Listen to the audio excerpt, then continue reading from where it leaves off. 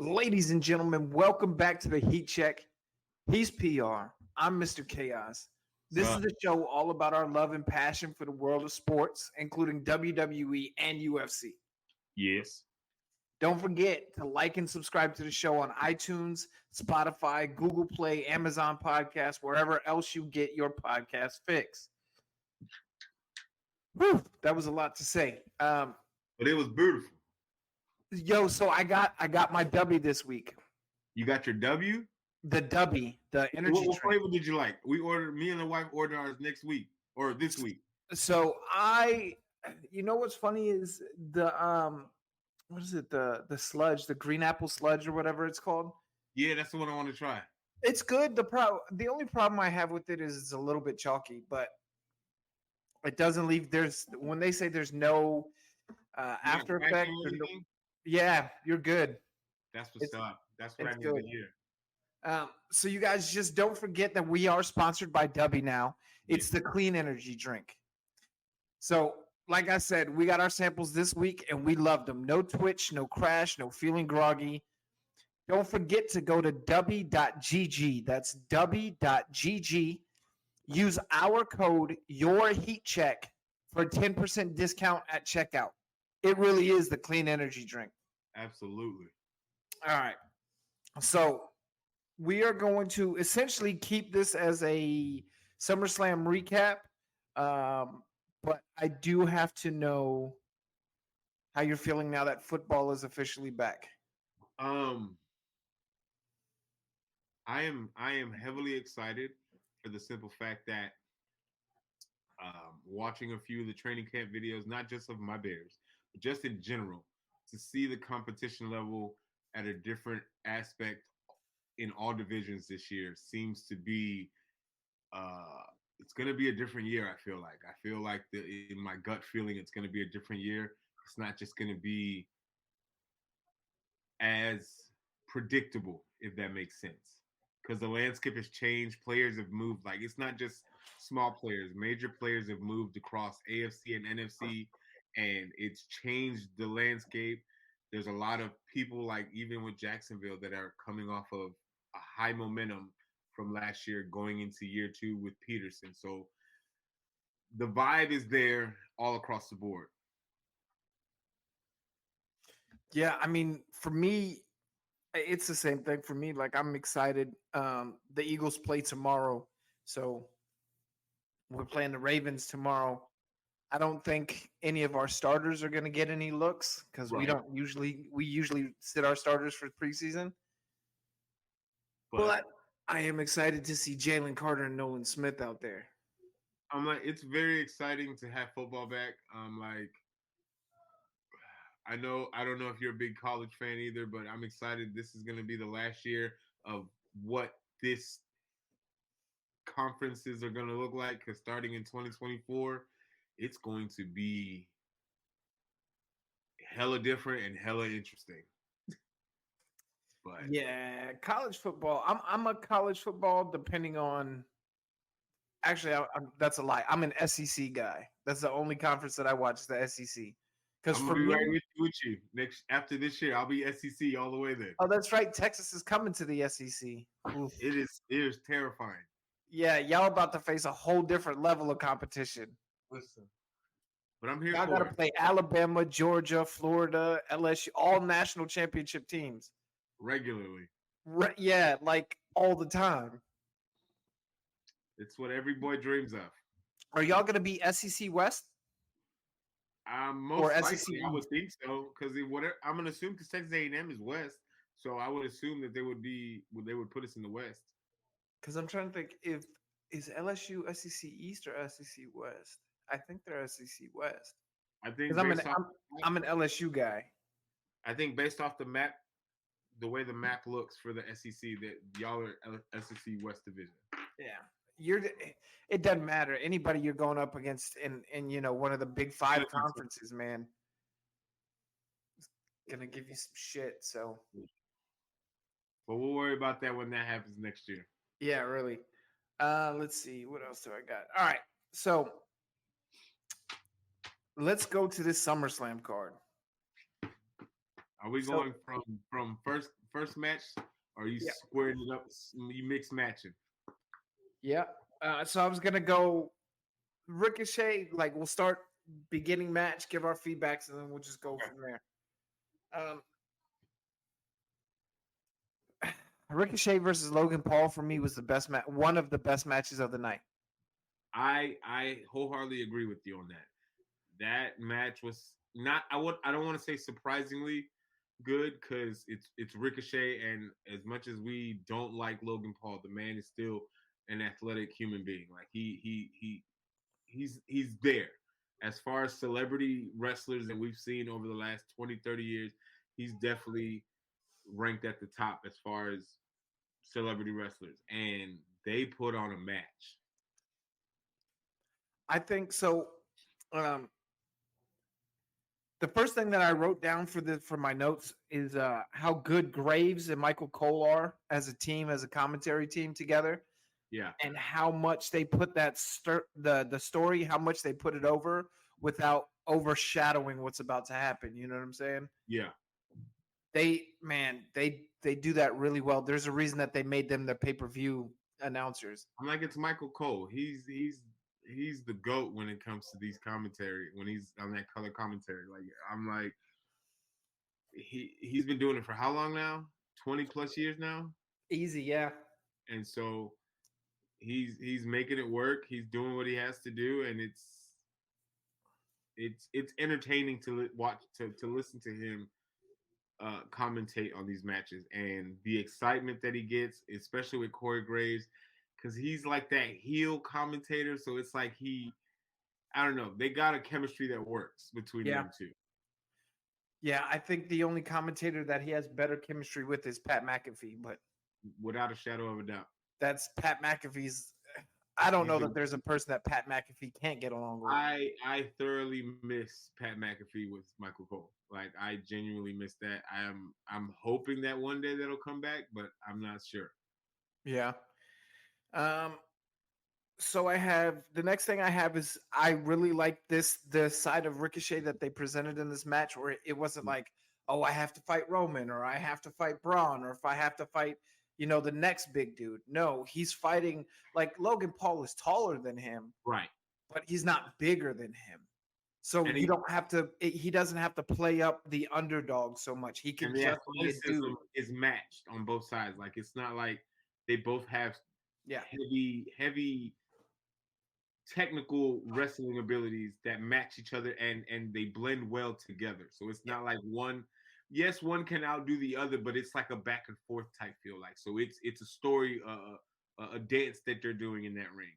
And here's my question to the way that it's like you hate to love Logan Paul. Like you don't want to like the kid just because it's Logan Paul. He's an arrogant, just douchebag, to say the least. But it's like the man puts on top level matches. Now the question is, do you give him a rematch or does this end? And I'll save my last questions towards the end of talking to this match. But do you give them a rematch based off of the excitement of this match, or is it over? It's so funny that you say that, because my second to last note that I wrote, these two have insane chemistry. This is definitely happening again. Like, this was a good loss for Ricochet. Yes, because they didn't make Ricochet look weak at all. And it's the way that he lost makes it seem like Logan had to take this step exactly to be able to beat Ricochet. So it's like, do you give Ricochet that second shot at Payback, which technically leads up to that whole kind of, I need my get back for the Payback pay-per-view that comes next month? I think, yeah, especially after the way he talked to his fiance. Boy, ain't no way. Bro. Ain't no way. So one of my notes is the shit talk from Logan to the ring announcer is just messed up enough to sting, but not messed up enough to cross any lines. But you got to get your get back. Oh, yeah. You have to get your get back. Ricochet has to beat his ass. Like, you can't, no. I get he cheated to win, which should obviously fuel to the want for that rematch now because it's like you had to cheat to beat me, Yeah. just so you can get Samantha to say your name as the winner. Now Yeah, I that got was, to get you at payback, and I'm gonna have to tear you up. yeah. And then when I beat you, I'm gonna have my girl stand over your body And say and my look at name. you and say my name. Yeah. We have to Boy, get it's gonna be even worse. it has to, right? Yeah, oh, you have to. So I think there's a couple of spots that were really cool. The giant back body drop. Um they man I have a couple of problems with this match. The first one is the tribute that Logan Paul did to the Grand Wizard Hulk Hogan. Yeah, no, I could have done without all that. I'm like the crowd fed into it, so I'm Yeah, like he's a heel, so he has to do these heel tactics to get people upset, which clearly it works. obviously it works. Um, the other thing was that Spanish fly spot where they both landed on their feet, and then Ricochet Spanish flied Logan. Like it was such a cluster. Like it looked bad. It didn't look good. Right, I Um, remember that. I saw that. It they wasn't clean as just hell. they have great chemistry, but sometimes they try to do too much, Right. and it messes something up. But um, the top rope neck breaker spot was dope. Um, and then I one of my main points that I wanted to get is Ricochet made Logan Paul look like a killer. Like the way he sold. Without a shadow of a doubt. Again, it's almost going back to um you can correct me if I'm wrong, but I think this is a good comparison as far as the level of credibility to the actual professional wrestler versus a celebrity. Damian Priest versus Bad Bunny. Not saying that Bad Bunny doesn't have skills, because he showed that he has skills even at WrestleMania when they tag team together. But when they had that solo match, Priest carried him to the point where Bad Bunny looked like this, like he's been doing this for a few years. And so with the level and technical ability that Ricochet has for the style of wrestling that he has and the style of wrestling that Logan Paul has, Ricochet made this man look like a goddamn superstar. Yeah, Like, like, yeah, like he was up there. You know what I'm saying? And it's like when you, and I hope this doesn't come out disrespectful, but like when Logan fought Roman Reigns, it was cool. It was me. But it's like this match with Ricochet, it seemed more entertaining wise to watch than it did Logan and Roman. If yeah. that It was like I completely understand that because for me it was like, hold on, wait, look. First off, y'all, like I already don't like you two, you right. and your brother, just because y'all are punk ass douchebags. Like, and then you come immediately into the company almost and get a shot.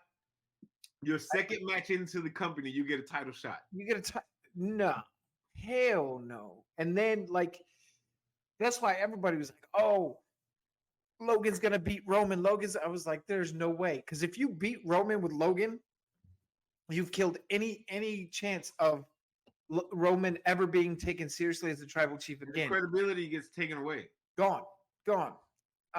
But I think overall that match was it was really good because they have that great chemistry. Um, the brass knuckles spot, like I said, was smart because it protects Ricochet and it makes Logan Paul a bigger heel. Yeah. So for me, I gave the match an A plus. I can agree with that. I'm like overall, it gave what it was supposed to give as a match, and with the back and forth that they had for the last few weeks, even though it wasn't a big build like most storylines are, it was a big enough build to make sense, especially when he brought in Samantha into the fold. It dragged you in, especially for people that are married or engaged, and it's like if somebody talks about my old lady like that, especially on television like that, I gotta come get you. So the brass knuckles definitely made it that much more believable in the sense of this is not over. This is definitely far from over. So I'd give it an A, but I'm not mad at an A plus. Next match we got is the match of the night for me. Period. Point blank. I don't think any other match touched it. Cody versus Brock.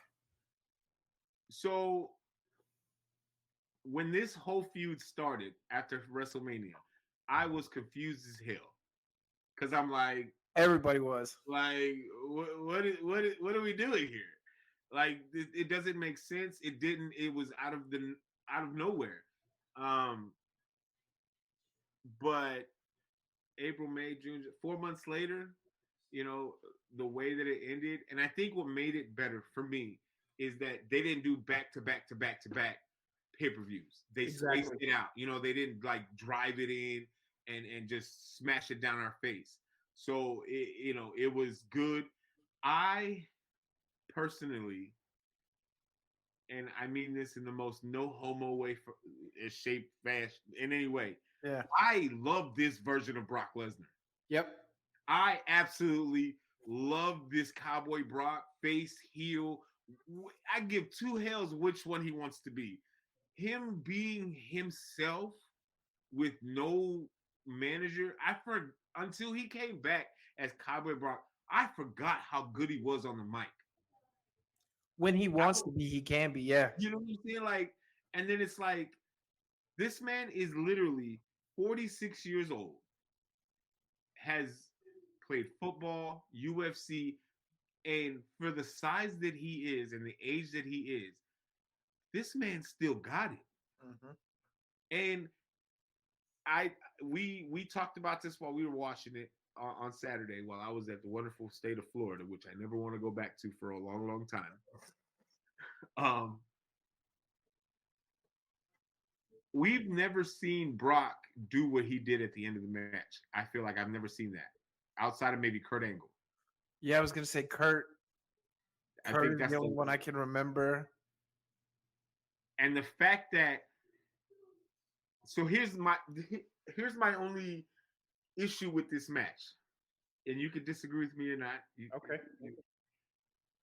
I feel like he should have tapped versus him losing to 3 Cody Rhodes.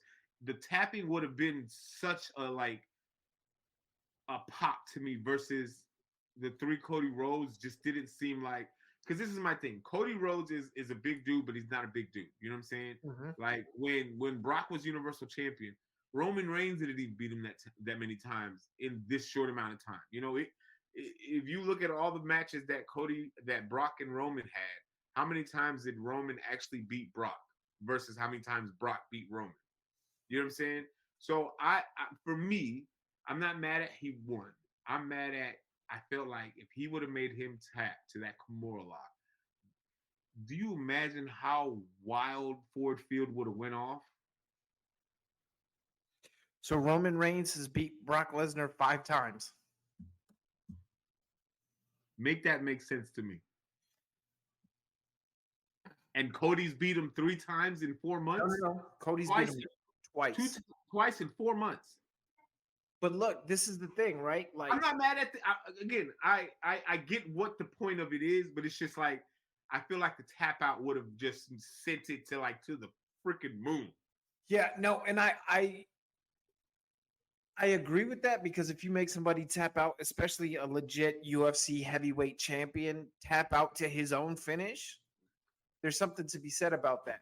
But I think for this victory, for this one, because the last one we saw was such a fluke victory. Yes. This one had to be Cody's finish. Had to.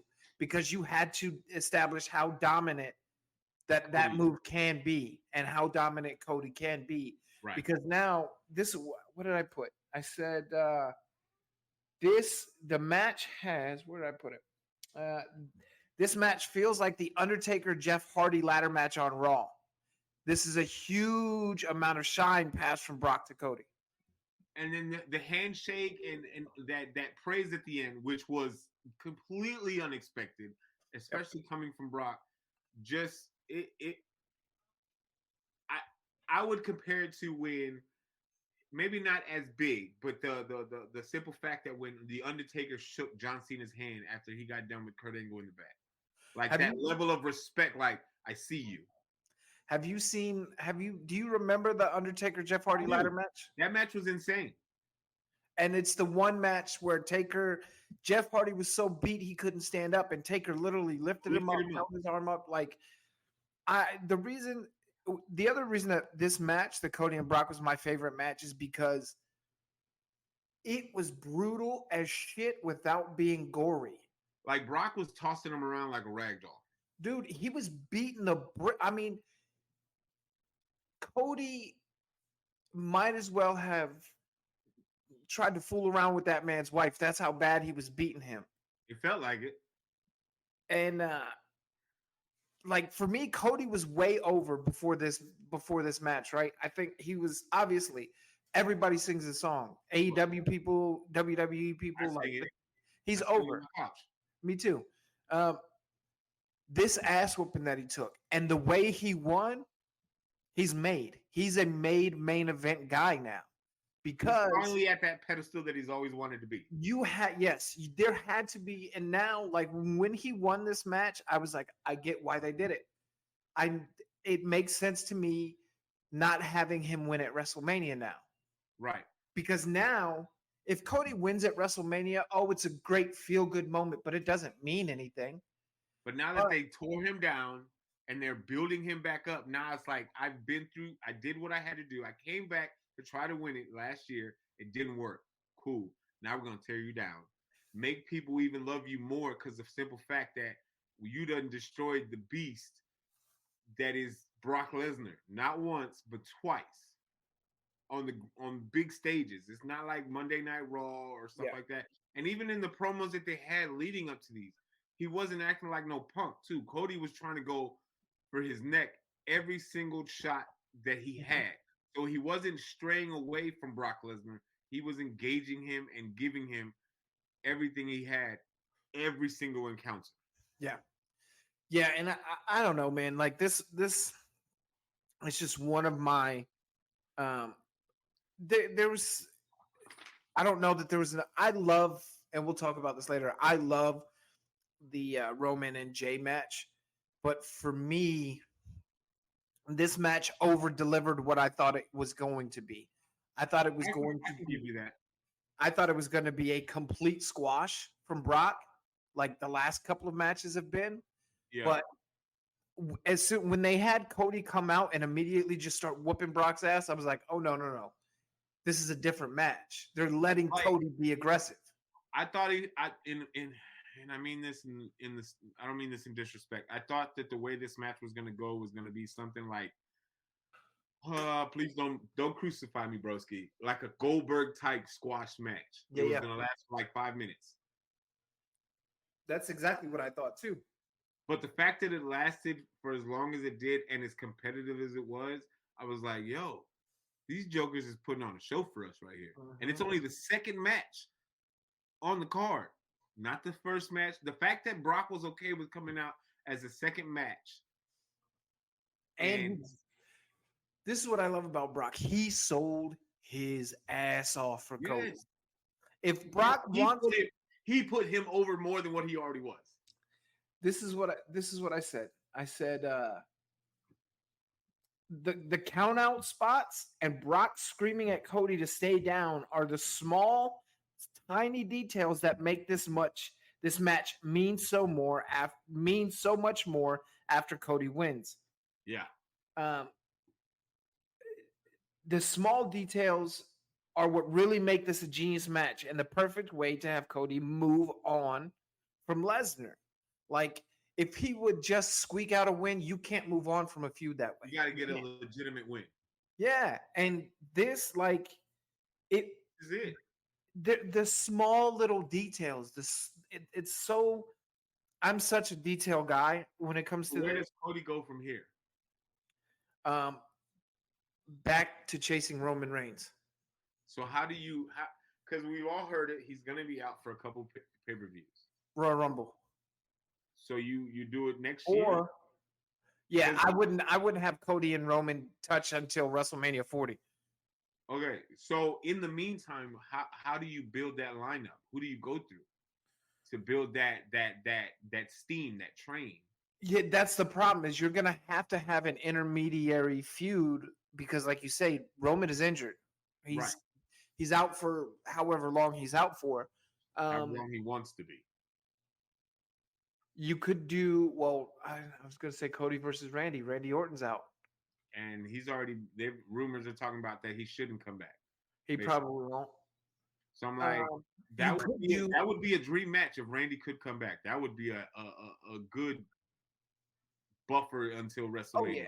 What you could do is a little mini feud. So did you know Cody went to high school with Xavier Woods from New Day?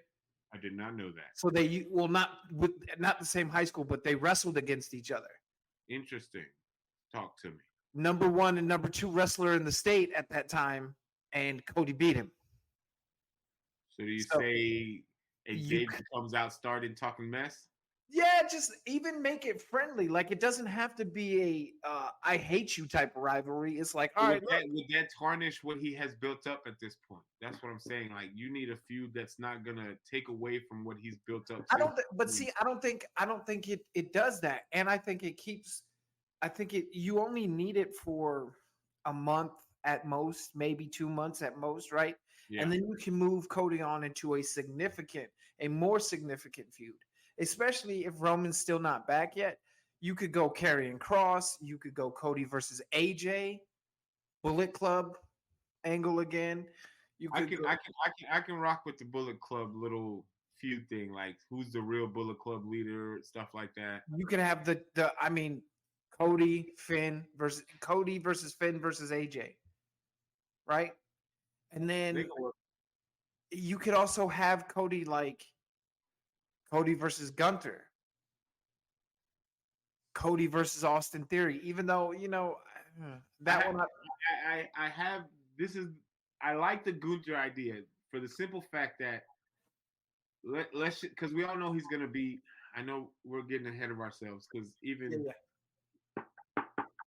Gunther is gonna be the all-time record. It's a given. I have my thoughts that I'm gonna wait till the actual topic. However, I like the idea between Cody and Gunther for the simple fact that Gunther's on his way within the next year or so to be a world title holder. It is inevitable. With the reign that he has as IC, he's making that title tough. So it's only a matter of time before he either is a world heavyweight title or he has the undisputed title. It's within the year or less. One of them straps is gonna be around that man's waist. Mm-hmm. So if you build that feud to see who's the better number one future between Cody and Gunther,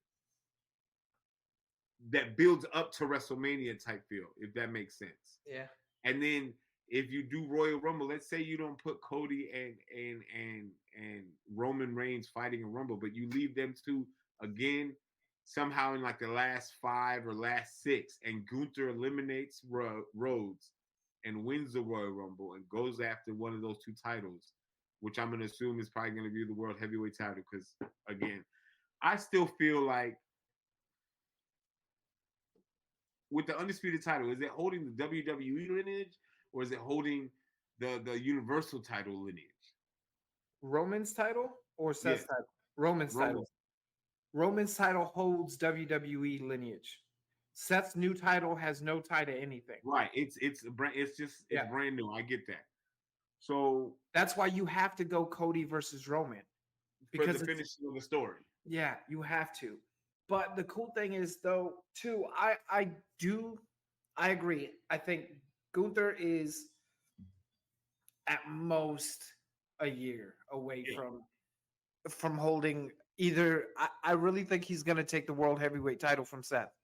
Yeah, I can and see that's a feud I would love. Like, them matches would be bangers. Long book that feud. Like, look. You could take it all the way to WrestleMania. Start it at Survivor Series and take it to WrestleMania. Because they don't have to have a match just like we're talking about. They don't have to have a match every single pay-per-view. Right. But what you could do, see, this is what's great about having Gunther and Seth. Both are NXT kids, right? Right. You want to drive some more interest to NXT? Put that. Ooh, that storyline would be. Put Gunther versus Seth on an NXT takeover in like a cage or maybe a War Games match. Wait a minute. That because if you wait till like let's say maybe at what you could do it at Survivor Series if they want to do War Games again, but I don't think they are. But if you do that, right, just a straight up match, you put Gunther with Imperium with Seth and his two little buddies, Sammy and KO, if they're back from injury, as like a little. Ah, is that reaching? You got one more person on each team you need to pick because it's 4-on-4. And nobody's gonna team up with Imperium like that because nobody likes them fools. So for me, if I was gonna do that, it would be Seth KO and Sammy make the most sense. Right. For me, if I'm gonna put a fourth with them, I'm gonna go Tommaso Ciampa, and a fourth with Who would you put in Imperium? with Imperium though? Just because it's completely nuts and he's the opposite, Grayson Waller. Oh, that would piss them off though. Mm-hmm.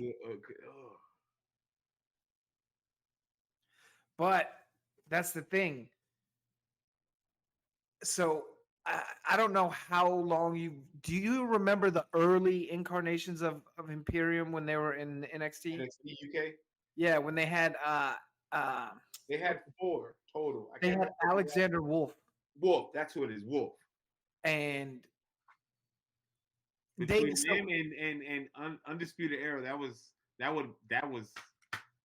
yes. So you could do it. And if not Grayson Waller, who else is European guy that you could put with them? What about Elio, the dude from NXT, the Dragunov? Ilya Dragunov, you could. Oh man, if you call him up, you absolutely could. But the problem is there's a continuity issue there because Gunther, and Dragunov hate each other, and they've had a bunch of matches together. So I don't know how you would bring him into Imperium, right? But there are a bunch of British wrestlers in NXT that you could bring up. What was that kid, that dude that what's his name? You could do JD McDonough. But the Irish kid. He's going. I got my topics about him too later. Ooh, I got so many notes. All right, so back to the Brock and Cody. I would give it an A+. That match was chef's kiss. Like from beginning to end, it drove what it needed to drive. Brock didn't look weak in any point. Cody looked like he could hold his own weight, and like it from beginning, you could tell these matches are looking like Triple H matches. Like these are Triple H putting these matches together, and the booking is good, the story is good. The trilogy ended the way that it should have, and how it did. I agree with you now. Looking at it now, it needed to be Cody Rhodes finishers that finished Brock, so it can look legit and solidify his status as a main event wrestler in WWE. Yeah. Next match was that Battle Royal. It started off so slow. It should have been on the pre-show. You had a chance to put Becky and Trish, your most popular female wrestler right now, versus a Hall of Famer, and you put them on a Monday Night Raw. Put that over the Shayna Baszler, but we'll talk about that later. Oh, we're gonna talk about that piece of match too. Trust me. But I'm glad that LA Knight won, but I agree them putting it on the card,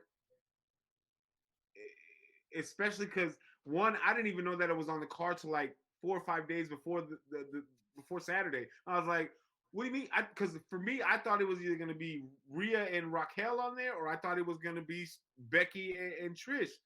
For that, one of those two not to be there was like, especially the buildup with Becky and Trish. Y'all been doing this for months, and they got to do it on Monday Night Raw. Yeah, yeah. Which is, I mean, they'll do it. They're gonna make magic, but they should have done it on the pay per view. It should have been on SummerSlam. This Um, this my match. my takes away from the battle royale though. These are Okay. my takes. One, does LA Knight get his push finally, or is this just a block? So these battle royals never really mean shit. Like they did the same thing to Cesaro when he won the Andre the Giant Which Memorial is Battle still Royal. pointless to this day. It doesn't matter. These battle royals are just to give people a chance to be on TV, which I get, but It means nothing.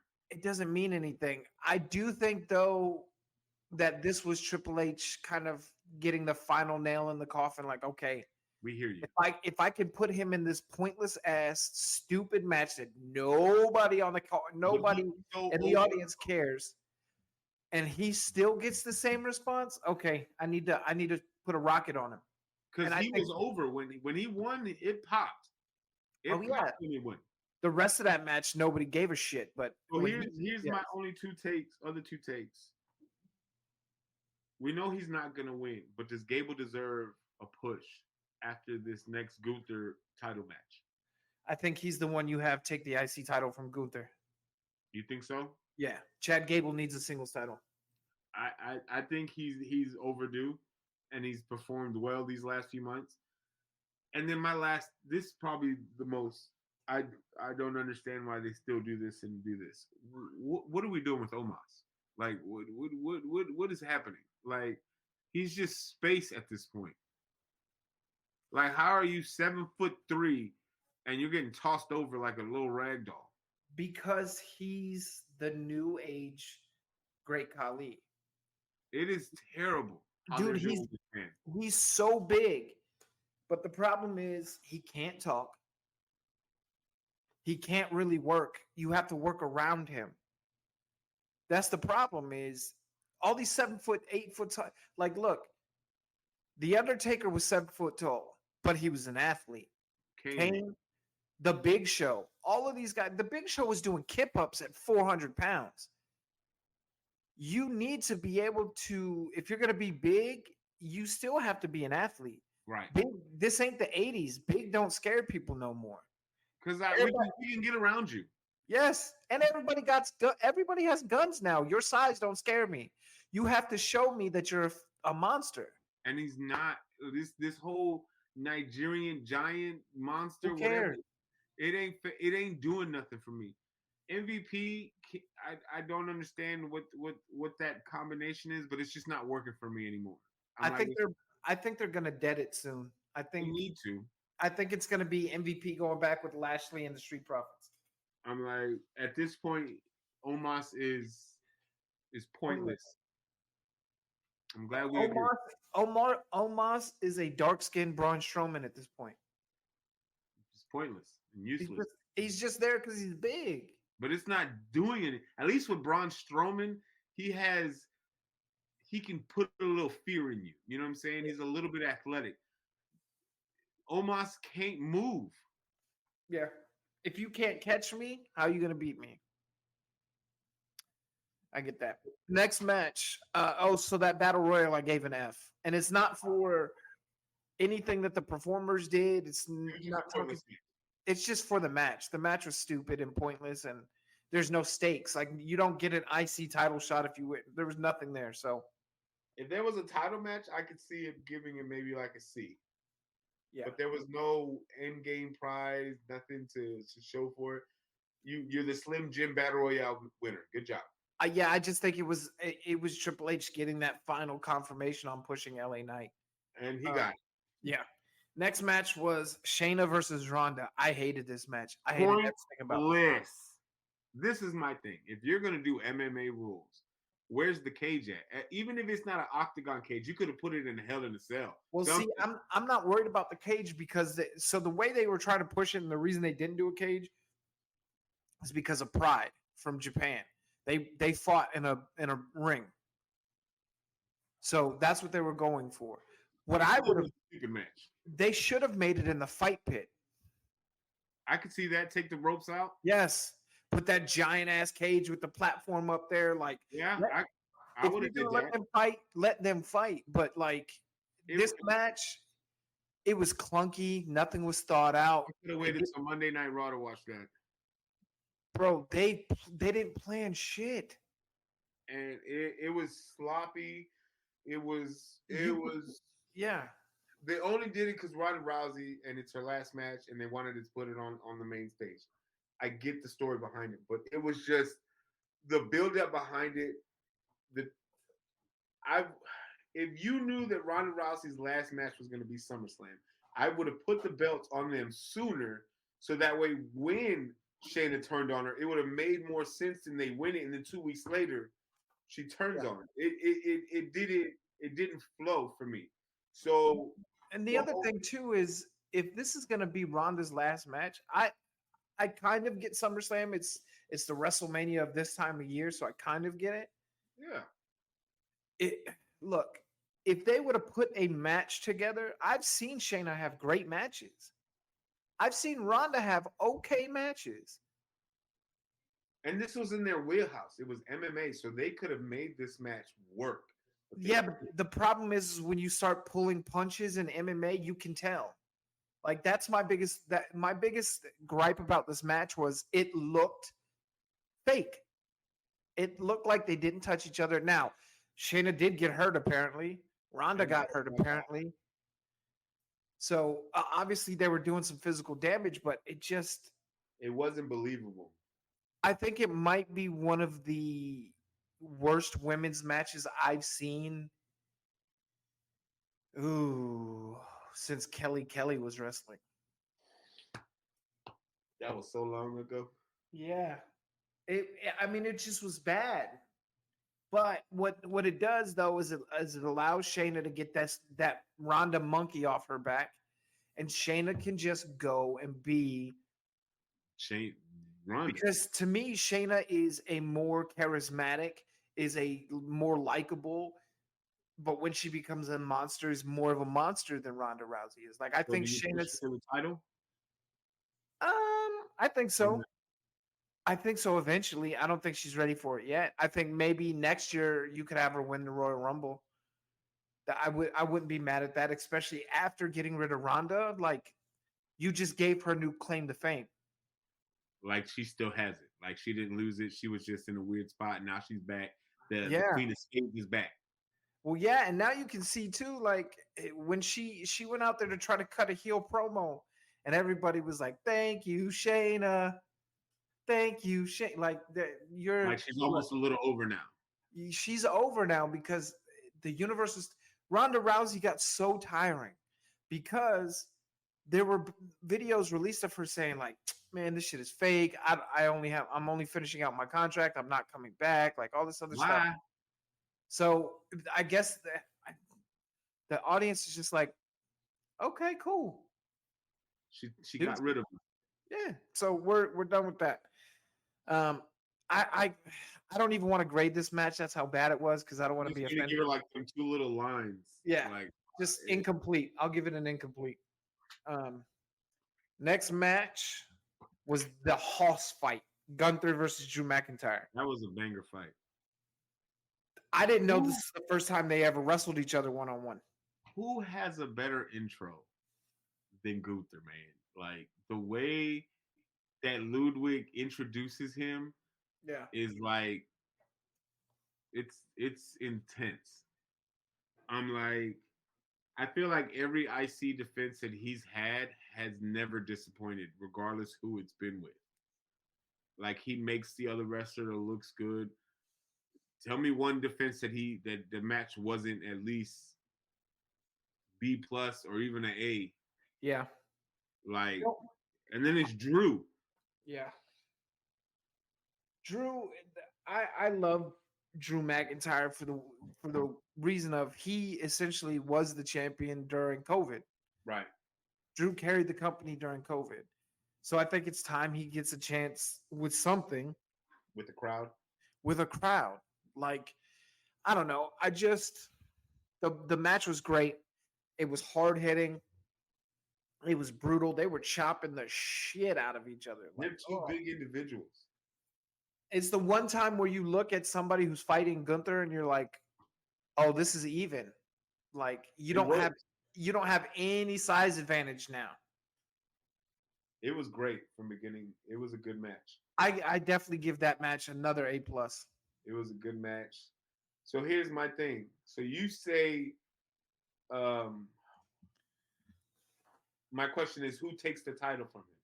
You're saying Gable takes it? I would have it be Gable, yeah. Just because like one, Gable is a legitimate Olympic athlete. Right. Everybody knows it. Um, he works. I mean, the dude has taken the shit gimmicks that they've given him, Shorty G and all this other shit, and he's made everything work. And now this thing with Maxine Dupree and Otis and him, like It's it's perfect. growing on me. I think it's time that Chad Gable gets rewarded for how hard he constantly works, no So matter the no more bullshit flopping you're doing. around. Yeah. So I could see I want it to be Chad Gable. Who do you think it is? I'm like, if it wasn't gonna be like Damian Priest at before he got Money in the Bank, I thought it would have been him. Like he would be a good decision to take it off of him. Yeah. Dragunov would be a good one if they call him up. Chad Gable definitely would be a good one. I'm like, there's not that many legitimate people that you could pick from that you could say, oh, I could see that. Like, because this goes to credit for the credibility of Gunther, Yeah. of the type of champion that he is, that he's not just gonna get beat by just anybody. Yeah. So I think that it's only like a handful of people that you could probably say, yeah, that makes sense if he was to take the title off of him. Right now, I'm siding with Gable as the one that needs to take it off of him, and because after they had that little 5 minute match on Raw, I was like, where has this been at this whole time? Like, what the hell? Mm-hmm. Like, and the legitimate anger that Gunther had that he couldn't beat him in those 5 minutes just furthers that fire to be like, this match, when they have it, whenever they have it, is going to be a banger. Oh yeah, 100%. Like Gable is one of those guys that he's so good that I don't think people really understand how good he is. Yeah, He makes everything look super easy. He's really gifted in wrestling. Like the kid is he's got it. he's insane. Yeah. So let's see. The Gunther versus the Drew McIntyre, I gave an A plus as well. I think it was really, really well done. Um, I don't know. There could have been more done with it, but I feel like the only reason I feel like that is because the first two matches were such bangers that I was kind of drained by the time that we get to this point in the pay per view. I can see that. We're old. Yeah, Seth versus Finn Balor was next. I It was like that they got to this storyline. the mind games before they even started that match. Oh yeah, with the vest that he injured him with. Yeah, And then the seven tatted he the 7 written on his shoulder. oh, did you see the line that Yep. he drew on the scar? Yep. Like this to me, this for me, I thought this was the match. Just cause from beginning to the middle, the ending, like it was just the cracks in the Judgment Day, the shit talking Mm-hmm. was immaculate. Like I almost want to be selfish and I want another one. Like but I'm pretty sure that it's not gonna happen. But I'm selfish and I want another one. I want a trilogy. I could see. I'm not saying that it has to be a payback, but I feel like I almost wanted Finn to win because one, it's at SummerSlam where this whole thing happened 7 years ago at Yep. SummerSlam. Like it would have been.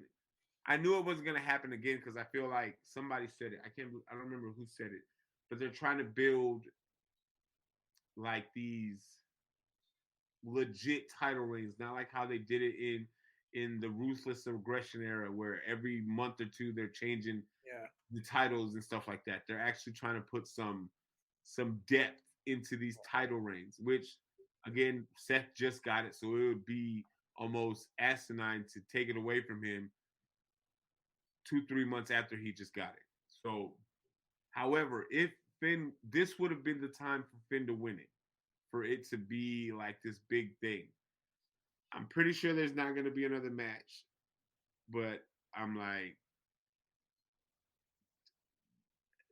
every piece of that match last on Saturday was everything I asked for and some. And then it's like you're still trying to figure out what the hell's going on with Damian and Finn. Um, and I don't know if you watched Monday Night Raw that night. The next day, JD popped up with Finn. Oh yeah. I read about that. So and then JD attacked Sami Zayn. So it was this big. The cracks are showing. So, what's your take on that match? I didn't like it as much as you did. Okay, I think Seth and Finn have great chemistry together. right, I think work work wise, I think it was great. I think it was definitely an A+ work rate match. I think the storytelling, the poking holes at each other, the vest in Finn's face, the right. seven, I think that was brilliant. But I wish they would have had. See, I'm kind of torn because the way they had him win opens it up to to another match, to a trilogy. Right. But the problem with that is I don't want Seth to get so tied down in this rivalry that he can't do anything else. Sorry, I got to open a banana for my kid. You're good, boss. Um, Thank you. you're welcome, baby. That's the problem is I'm I don't know. I'm not really as high on Finn Balor as everybody else is. I think he's had fantastic matches, but this Judgment Day thing I think is sucking any kind of nostalgia I have for Finn Balor out. It's just I think Judgment Day's run its course, and either they completely break the Judgment Day up or they kick Finn out. That's what I'm hoping is happening. I'm thinking Damian Priest is getting put out. That could happen too, but Rhea and Dom seem closer to Damien than they do to Finn. I'm like, I could see that him and JD teaming up and going after Damian. Well, yeah, I mean, especially since Finn is the one who trained JD McDonough. It makes sense. Yeah. So I don't know. I gave that match to me. I gave it an A-. I But respect that. that's not not taken away from anything that Seth and Finn did. It just wasn't. I don't know. Again, this is probably a combination of me being burnt. All of my energy was spent in With the the first two matches. hour, so it could be a combination of that too. Next match was Asuka versus Bianca versus Charlotte. I thought it was going to be better. Me too. I'm not a fan of just dropping Charlotte into shit anymore. Like, I get it. She's your I Flair's want daughter. them to just do a Charlotte storyline without having a title attached to it. It'd be good. That's all I ask. It would be good. I think I love Bianca, but I think she needs to turn. And Asuka, I think Asuka's the one who got screwed out of this whole thing. But I think they did it the right way, though. I think EO cashed in on the right person. I think so too. I think you saved the EO and Asuka for down the road a little bit. And this triggers Bianca to, like you said, Montez is going to start talking to her. After you said that and I saw it in my head, it made a whole lot of sense. Montez is gonna be whispering. And it's like, hey, baby girl, I know that just made you mad. You know, you just got your title back, and just a SummerSlam, 2 SummerSlams ago, you got beaten 26 seconds. The next SummerSlam, you get your title back, but then get your celebration cut short because Damage Control come out, and then the next SummerSlam, Damage Control takes your title away. Yep. Yeah, That's how I make her mad. I could absolutely. I think she needs to turn. I love Bianca, even as a face. I think she's dope, but I think it's just she's becoming what Bailey was becoming. It's just Stale. after she's had to been on the main roster what 3-4 years now. It's been the same thing.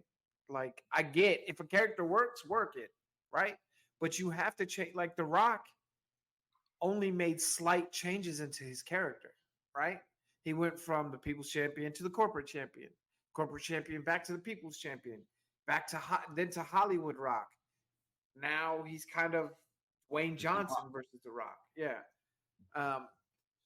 You don't have to necessarily make giant changes like The Undertaker did to his character, but Which just was so good. which was fantastic, but just tweak some things. I think it'll serve her a lot better. I gave the match a B plus. You better than me. I gave it a B. Yeah. The only thing that I like was that I think EO cashed in on the right person. That's the only like major good thing because I feel like again it preserves Asuka and the EO rivalry to come out as it needs to be. And then right after that happened, the next day, did you see the report that what's the girl? Excuse me. Kari Sane signed back with WWE. Yeah, but she's not coming back for a minute. I know that. I'm just saying, but to know that that's in the background, dude. There's some rivalries that have the possibility. Like this is the thing, right? You have to go back and watch, like Stardom and I don't know if Asuka wrestled it. New Japan didn't have a women's division at the time, so like Stardom and All Japan and shit like that, where Asuka was a killer. Like she was fighting dudes. She was fighting Tomoro Ishii. She was fighting putting on bangers. Yeah, she was fighting Suzuki, and Suzuki was full on smacking the bejesus out of her, right? Kyrie was back there, and Io was back there too. The one thing I'm really looking forward to the Io and Asuka feud because it's going to be brutal. It's going to be the hardest hitting women's feud we've ever seen, ever. And because Io stole the title, and yeah, she got pinned. Yeah, and those Japanese women, dude. If you get a chance, look up Stardom and watch some Stardom matches. Those women beat the bejesus out of each other. I'm gonna have to do that. And then the last match, Roman versus Jay in the Tribal Combat match. Make it make sense. I love the match. There were moments in that match where I was like, "Yep, this is why this is the best storyline in wrestling." If not Jay, it has to be Cody. It has to be because you can't like nothing else makes sense. Yeah, you can't pull Seth off of his title and then have him go beat Roman. It's stupid. I know they got history, but that's what it is. It just wouldn't make any sense. I love the match. I think the match was really well done. I think Jay looked legit. Jay looked really good. Did you see that intro? Oh yeah, that whole crowd was rocking with Jay. But did you see how they changed it from the Usos to just Jay Uso with the with the finger up? Oh, I didn't see that. No, that's them little plugs right there, pissing Jimmy off. Yeah. So and now if you guys haven't seen SummerSlam by now, I mean, what do you want to do? Spoilers, but Jimmy betraying Jay. How do you rank it on betrayals? A 1. Like that's your twin brother, bro. But this is the reason why I rank it as a 1. Jimmy started all of this bullshit. It's all Jimmy's fault. All of it. And then you're going to come and turn on me when I'm defending you. Because they put you out. Like, but did you catch this at the end? Right before Jimmy kicked Jay, did you see Paul Heyman? He was standing behind him on the steps. After we're done here, I want you to go back and watch that little clip. Okay. Paul Heyman is standing back there with his arms crossed up front, like, got you. Like, this is my thing. I'm with you. Even from Thunderdome, when Jimmy came back after being gone for a whole year, what did his shirt say? I ain't nobody's bitch. Yeah. He was already against the whole situation from the jump. Then Night of Champions happens, and you get super kicked by Jimmy. Once. You losing Money in the Bank, all that jazz. They put you out, and it's like the fact that Jimmy betrayed him, I was genuinely, wholeheartedly pissed off. Now, granted, that match is going to be entirely fire when Jimmy and Jay fight. Like, yeah. And Jay's going to come for Jimmy's head. He's coming for his head. Where do you go from here now? Because now this whole bloodline storyline just took a whole left. There's a couple different ways that you could go, but right off the top of my head, since now we're gonna have Jimmy and Jay feuding, I split them off completely, and I have Solo be Roman's next opponent. But how do you build that up?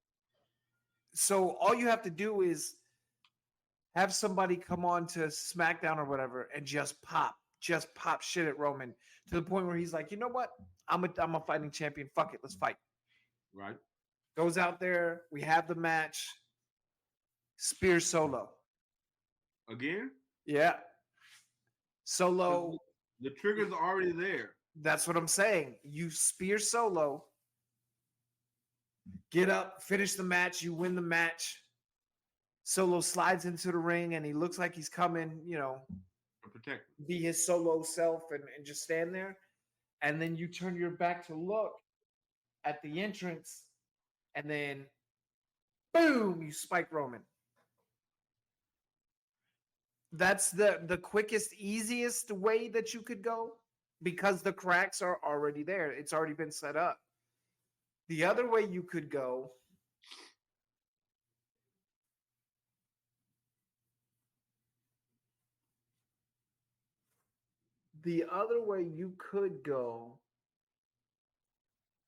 I'm lost at this point.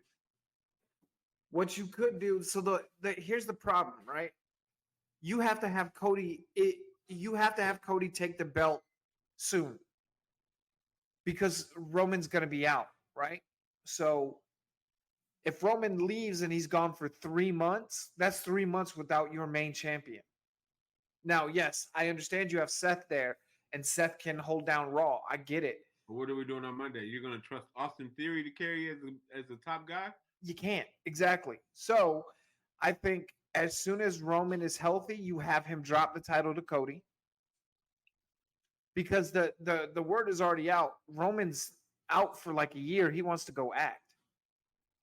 So have him drop the title. He's not coming in Payback. So I think he's going to be out the next 2 pay-per-views, he said. So that's the big problem is, yes, your most dominant champion in 10 years is Roman Reigns. But now he's out injured. So how are you going to carry that title? You're not stripping the title off of him. Yeah, because if you do, it doesn't look great, right? Yep. So for me, it would be Solo. I don't think that you have Solo take the title off of him, but I think you have Solo cost him the title. And then you just go about making Solo the new Umaga.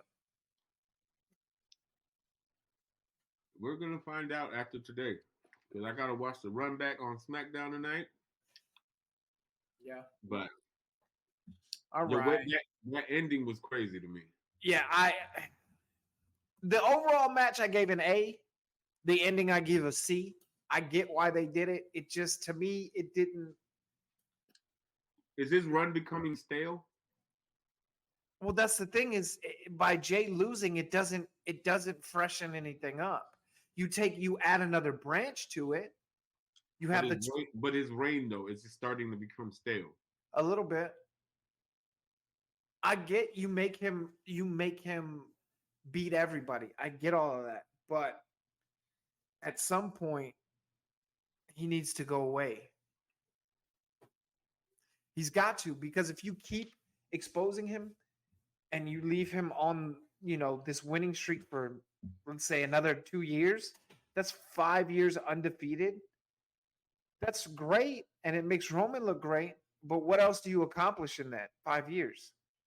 Nothing. It So don't look great. there's so many different ways you can go, but everything is dependent on how severe Roman is injured, what his comeback time is going to look like. So Yeah. I read the same report that said he won't be there for at least a couple of pay-per-views. So we'll see. Overall, I gave SummerSlam an A. I think they did really, really well, aside from a couple of matches that I think could have been, like that Shayna and Ronda match could have been a SmackDown main event. It sure can. Or a SmackDown opener or an NXT main event. Like it could have been anywhere else. It took up a slot for somebody else. Yeah. So what I do before we wrap this up, let's see. Where's my? Sorry, I wrote a script and there's a couple of things that I wanted to talk about. One, we talked about kind of football's back. Yeah. How are you feeling about the Bears free agent signings? I am liking it. I sent you that one article the other day for our rookie line that we signed. I forget his name. I think his name's Wright. I'm sorry. My brain is I'm getting over full. Darnell Wright, I think. Yeah. The guy who the fact that he prepared for his almost like a little pre-workout tryout type thing, to see where they're at in the offseason. Instead of going off the offensive lineman statistics that he has to go by when it comes by his run, is all that. He went and did it off the wide receiver stats. And Ryan Poles said that he blew it out of the water. So I'm like, that kind of mindset to do something like that as an O-line and the size that you are and crush it. You know what I'm saying? That as a young rookie, that gives me hope. It lets me know that we got the right coaching staff, we got the right trainings, we got the right strength coach, we got the right personnel that are handling these people. I feel like our defense is going to be fantastic. I just saw a quote, not a quote, but a little clip from Patrick Mahomes. He was like, their defense is going to be scary, especially their secondary. And it's like, that's great, and I'm proud of that. Cool. However, my focus for the last 2 years, as always, and will be to this point, because we are the only franchise in the whole damn NFL that does not have a quarterback that's thrown over 4,000 yards in a season. Jalen has never thrown over 4,000 yards. You know what I'm saying? But somebody in that franchise. Oh, yeah. Nobody in the history of the Bears has ever. None. Not even Jay Cutler. What? McMahon didn't throw over 4,000 yards? He's our leading passer with like 3,900 yards or 3,800 yards. Wow. That's. So I need our offense to pick up. I was about to say, because even Carson Wentz threw for like 4,300 yards. No. We are the only, even the Texans have one. The Browns have one. We don't Ooh, have the Texans. Who's that? Deshaun David Carr? Watson Oh yeah, I guess that makes sense. Yeah. and Matt Schaub. Yeah. Damn, I didn't know that. That's So crazy. I need to get out of this funk that we in with these QBs and Well, figure it out. This is the year to see if Fields is really you guys QB or if you guys are going to be tanking for Caleb. I think my biggest issue when it comes to clearly I'm a Justin Fields fan. If you haven't noticed, if you can't tell the number 1 jersey. I'm a believer. I'm here for it. My only issue when it comes to some of us fans that are in the greater Chicago area is the delusionalness that they be drinking. I don't know if it's the Great Lakes water that they drinking out of. My thing is, or if it's that horrible, shitty Chicago City water. I'm like,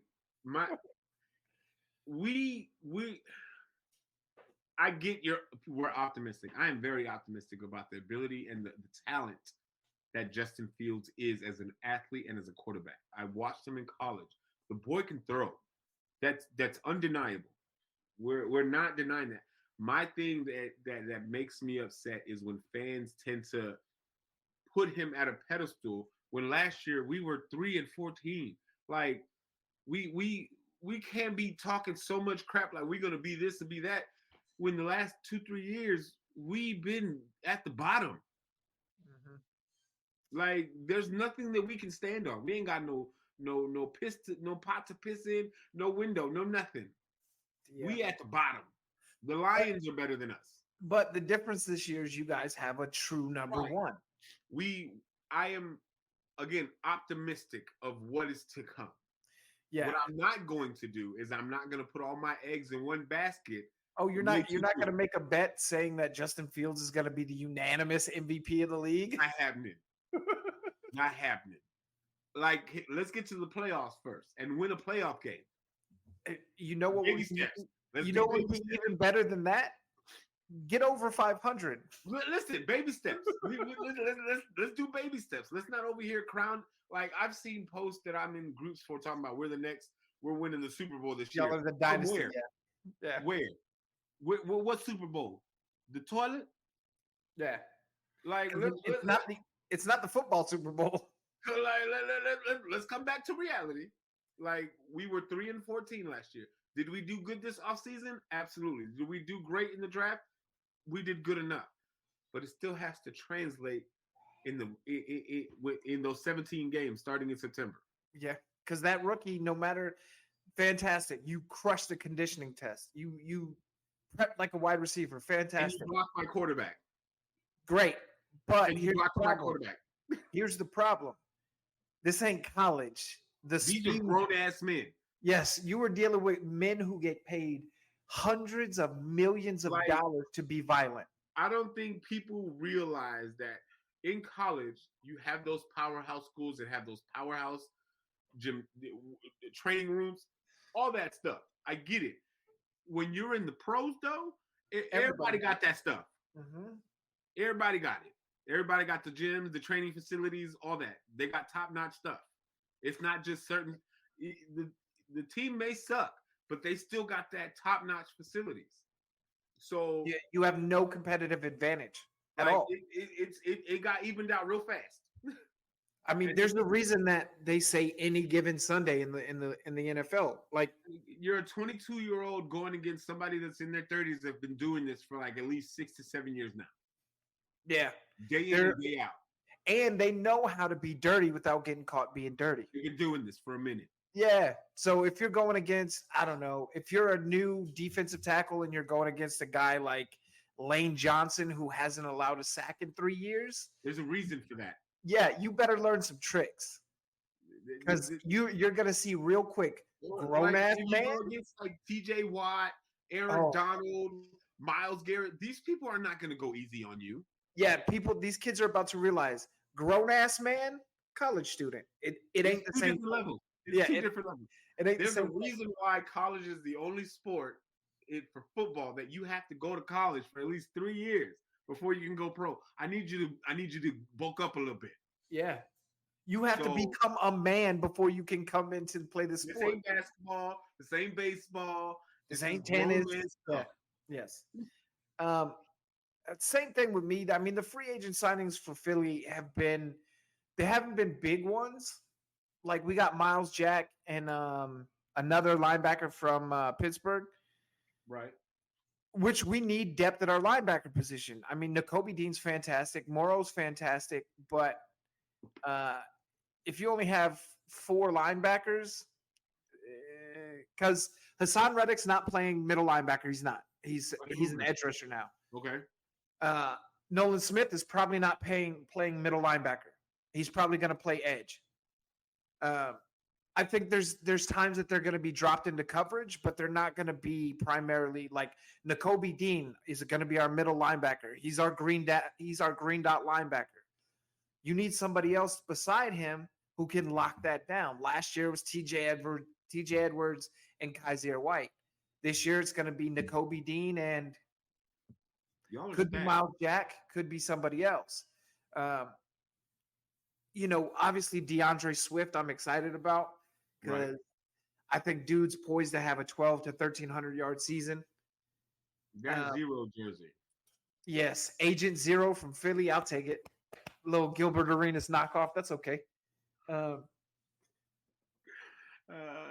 That's my look, kids. Gilbert Arenas. That's my era of basketball. Gilbert Arenas, Ben Wallace. Those are the guys that we're talking about. Anyways, I think the Philly is set up to do good this year.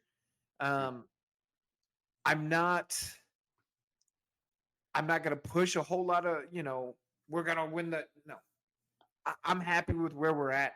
And I'm excited to see where we go. All right. If we don't make it to the Super Bowl, is it a disappointment? No, as long as we get past the divisional round. Touché. Because that'll be 3 years in a row that Jalen started that we've been to at least the playoffs. Okay. Last couple of things. This the big topic I want to talk about. Athletes asking for demanding trades. First, is it a big deal? No. Second, does it affect morale on a team? And third, do you think most players are underpaid? So one, no, I don't think. Well, say the first question again. I just want to make sure I'm answering. Is it a big deal that these athletes are asking for trades? I don't, for the simple fact that a team in any sport could trade any player or coach, because coaches are technically under contract as well. Yep. They can trade them at any given day of the week and not have any repercussions. So how is it any different for a player? Yes, I know you signed a contract. I get it. And it's honorable to honor your contract. I get that. I wholeheartedly. However, yep. I feel like in certain situations when you've done everything you're supposed to do, extended your contract with the team, and nothing is changing, all right, now I got to do what I got to do. And you guys aren't listening to me. Like for the Dame Lillard situation, absolutely he needs to request a trade. He should have been asked for a trade or walked away a few years ago. I'm not, because this is my thing. The league is a business at the end of the day. Yep. And you're doing what you need to do for yourself because you are a brand. And if that means you have to request a trade, so that means you can further your brand to make it a step or two higher, who are me to judge? Because as civilians, if we get a better job opportunity somewhere else doing the exact same thing and I'm going to get a $20,000 raise somewhere else to do the exact same job, you're not going to jump on it? Of course. So does it change the morale of the team? It does, because I'm like, especially if you still got to go to training camp or practice with this person that's just especially if it's in the middle of the season. It's one thing when you do it off season, but if you do it like how KD and Kyrie did it in the middle of the season, that's different. You know what I'm saying? Yeah. But if you're doing it in the off season, I don't think it plays that big of a factor on morale. But if it's during the middle of the season, you just like how AD did it, I ain't playing no more till y'all ship me out. All right, then bump you then, my fool. We're gonna get you out of here, but don't come in the facility no more. Stay at home. Yeah. Because you're not gonna be around my guys with your little funky little attitude. And Yeah, what was no. the third question? Do you think people are starting to ask for trades more because players are underpaid? I'm like, you get paid for your worth though. So I'm like, Yeah, but that's not true. I mean, look at the running back market. well, I'm talking. Well, I'm like the running back market getting screwed up the butt. I'm talking about sports in general, not just basketball. I'm like, it depends on the sport and it depends on the position. Like for football, it is a very tricky situation because each position is valued differently. In football, I believe the running backs lately, these last, I want to say since Zeke got his big ass contract, it's been a downhill, terrible spiral for running backs. Because again, like we talked last time, there's no way on this earth you're gonna sit here and tell me that Saquon Barkley doesn't deserve at least $15 to $20 million a year.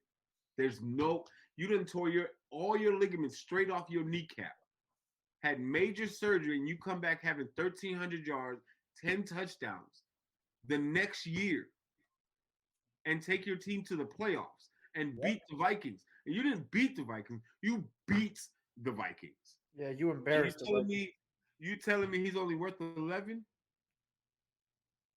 Like, make that make sense to me. So the running back market is jacked up. I don't know when it's gonna Or fix if. itself. Because I'm like, they throw them around like rag dolls. They keep them for a few years. It's almost like a double negative. That you do good, they compliment you, all that stuff. But if you do too much to do too good, he's wearing himself out. He's worn down. He carried for 500 touches last year for 1,500 yards. He's 5 years in. Does he still have anything left in the tank? Like it doesn't make sense that if they're continuously producing at a high level, that you have to underpay them. And it's like I felt like Saquon shouldn't have signed that damn extension. I didn't think he was going to. I felt like he should have sat out. I'm like, and now this whole running back market is in shambles. As far as them getting underpaid, yes. Basketball players, I can't say that because again, it's a different type of market than even with baseball. Like your rookie contracts in baseball are tiny. You know what I'm saying? Like you don't get your first major contract in baseball till after maybe 6 or 7 years playing in the league. Most of your average contracts in baseball average between, in the beginning stages of your career, average between 2 to 3 million to maybe 5 million. And that's over a 3 to 4 year span. You know what I'm saying?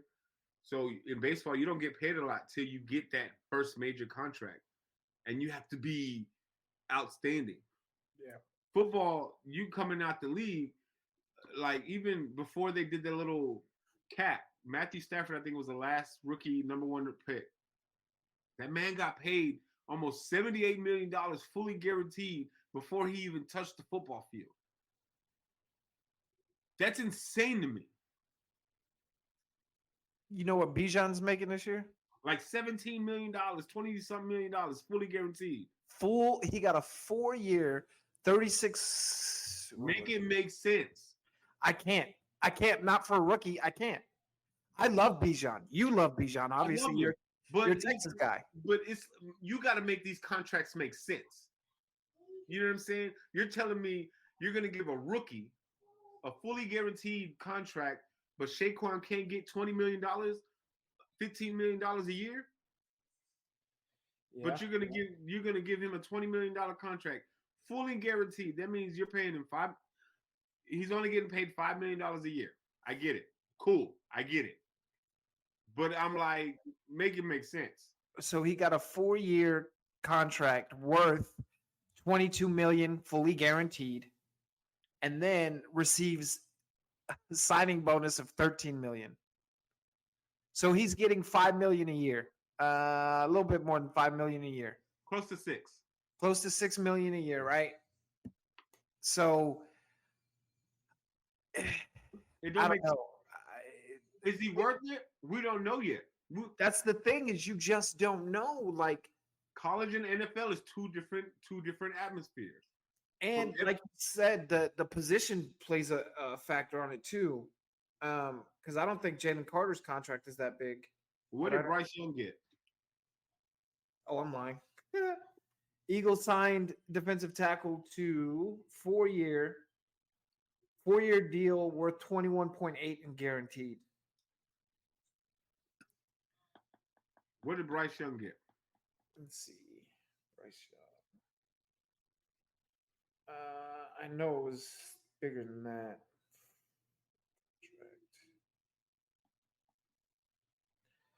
4-year, fully guaranteed, $37.95 million guaranteed bonus, including a $24.6 million signing bonus.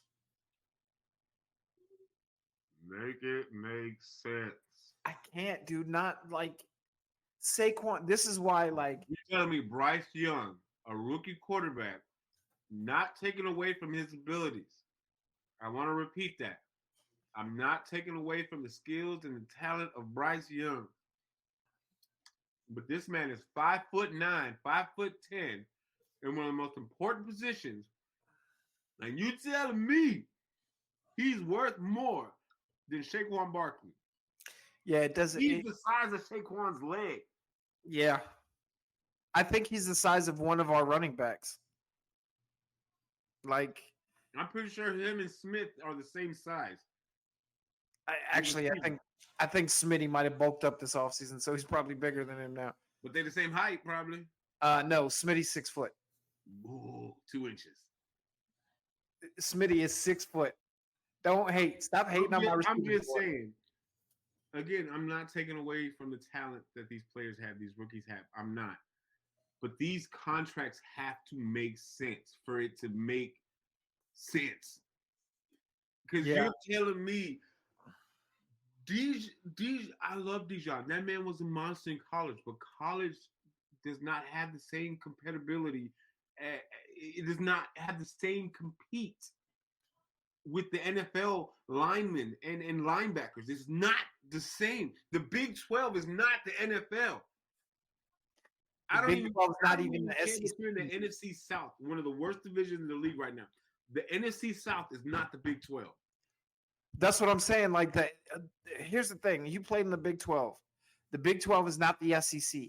The SEC is the best division in college football. Period. Point or conference. I mean, in all of college football, right? But it ain't the NFL. Exactly. You didn't play in the best conference in the nation, and then you're gonna go to the NFL, which is full of SECs. The entire NFL is the SEC. And you're going to go to the worst division. You got drafted into the worst division. And you're going to a team that doesn't have an offensive line, doesn't have a quarterback.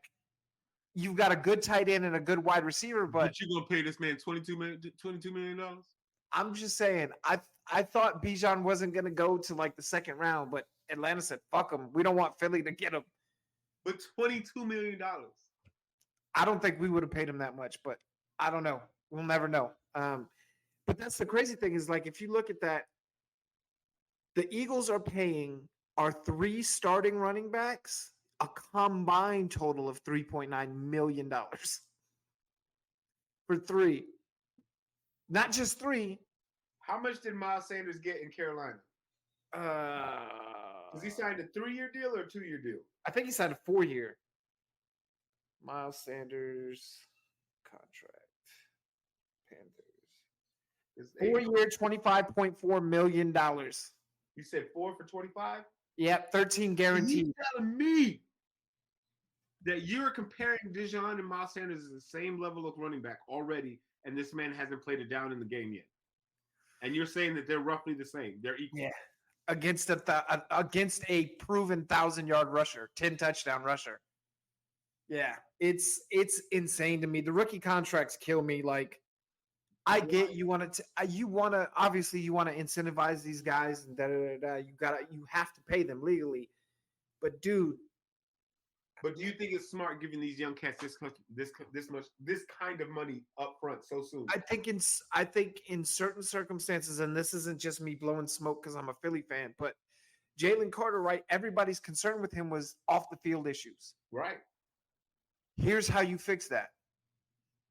Fletcher Cox, Brandon Graham, Hassan Reddick, Josh Sweat. Clauses in his contract to keep him in check. Not just that, you make it so. Yes, those clauses are there. Obviously, behavior off the field issues come up, we're fining you. You're done.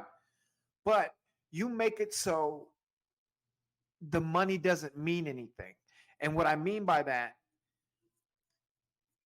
is if you look at our defensive, just our defense overall, right? We've got Keely Ringo from Georgia, Jalen Carter from Georgia, Jordan Davis, Nakobe Dean, all from Georgia, right?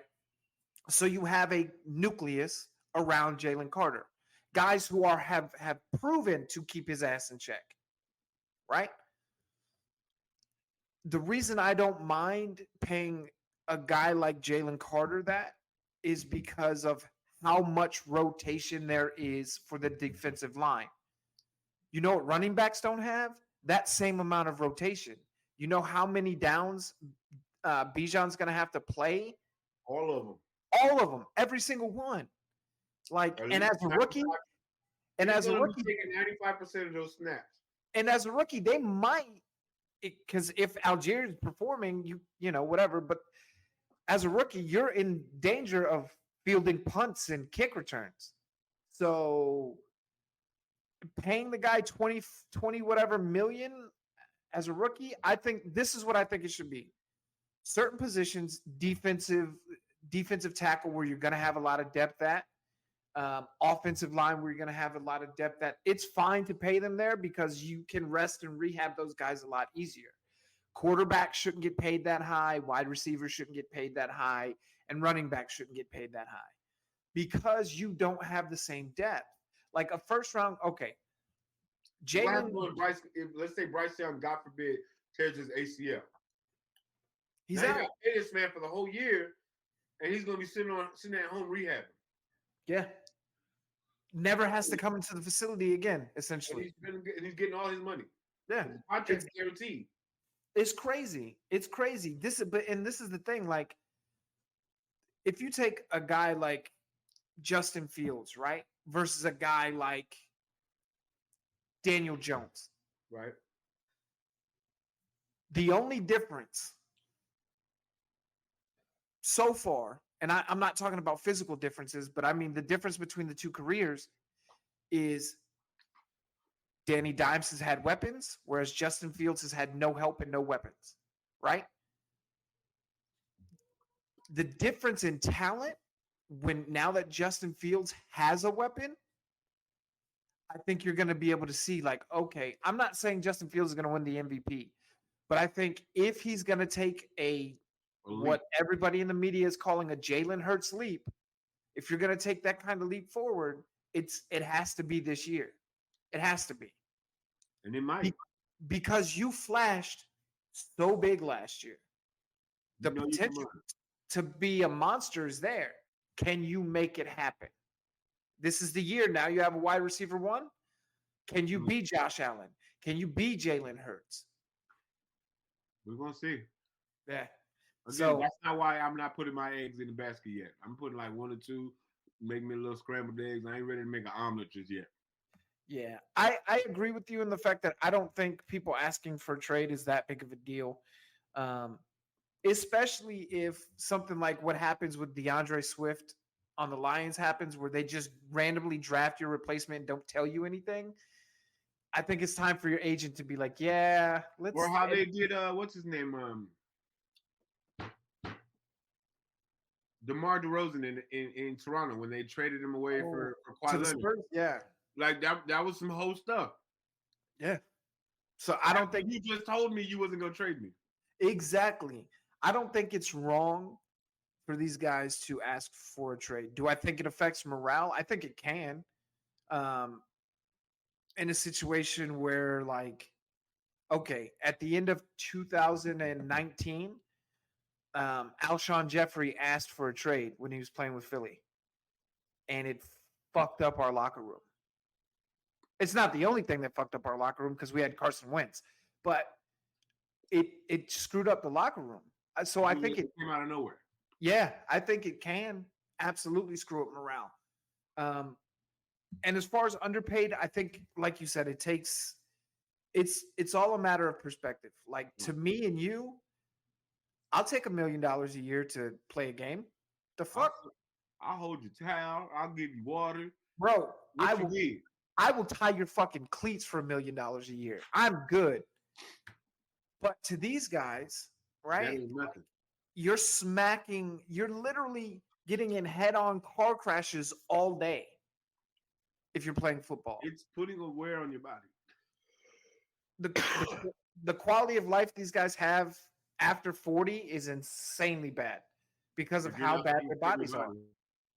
body. So I think it's they're definitely underpaid depending on position, but what are you gonna do? The league's not gonna change. And honestly, the way the league is changing, I'm not really looking forward to the future of the NFL. They're talking about, those big stupid crash pads they put on their helmets. You're not gonna do that in the real life games. They're saying they're trending that way. Wow, I will never watch another. I'll never watch football again if they do that shit ever. That is stupid. Yeah. All right, guys. Before we go, I got a couple of things. I want to thank you for listening to the show. Don't forget again to like and subscribe on all podcast platforms, Spotify, iTunes, Spreaker, wherever the case is, right? We have merch available for sale.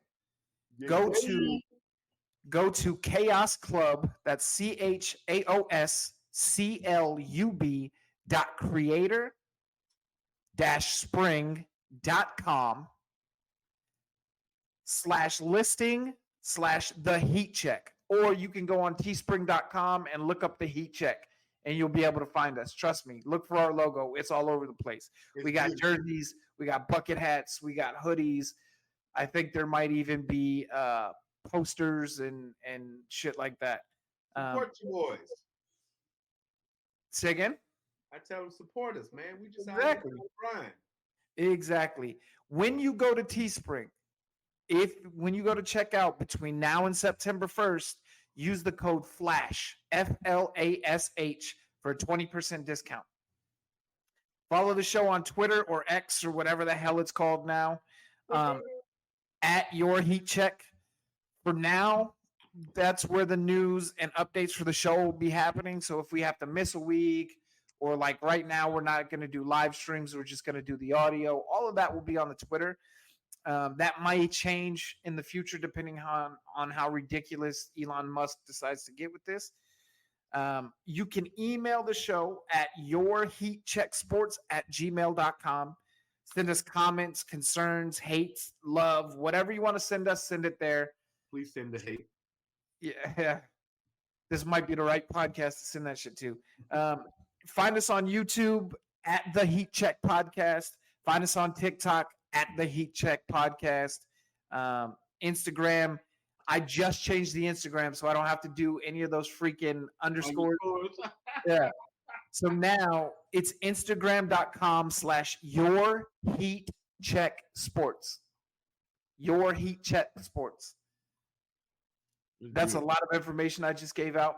And I know, I don't do it in the most succinct way, but before we go, again, I do this every time.